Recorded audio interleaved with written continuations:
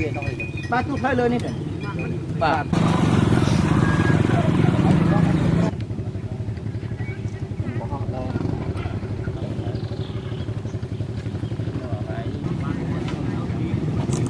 តោខ្ញុំ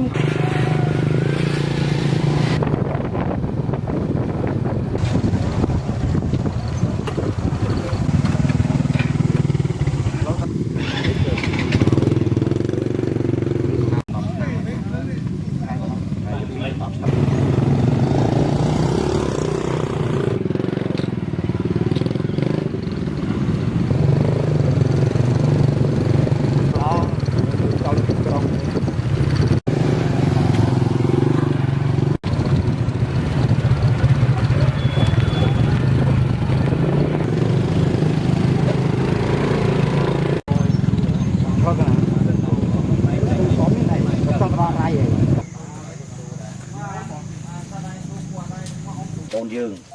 ត្រូវប្រឈប់ចាប់ពីពេលដែលខ្ញុំចុះមកមើលនឹងទៅណោមណាបាទទេពីមុនណាពីមុនមកបាទនិយាយមើលពីអាយថា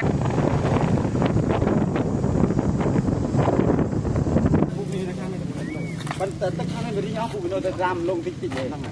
យលេងទៅណាខែផ្កាណាខែផ្កាមកខ្ញុំមើលអាคลิปនេះបន្តចុះយើងឡើងទៅលើទៀតយ៉ាងម៉េច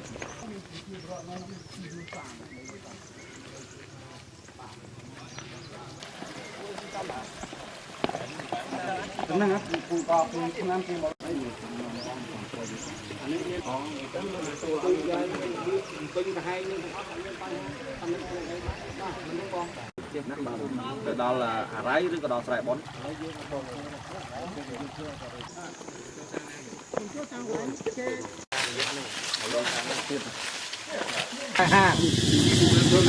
នឹងហើយតកាហាគាត់ព្រេងតែនៅវាអានោះឡើងមកនោះចាំជួយជួយដល់រូបដល់ខ្លងបាទ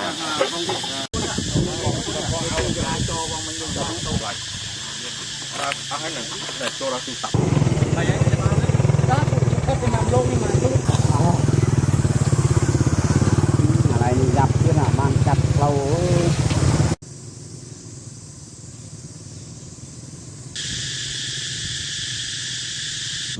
មើលរៀបចំកន្លែងណាគាត់ទៅចារួចតិចនឹងលឺអូននេះទៅហ្នឹងហើយកើ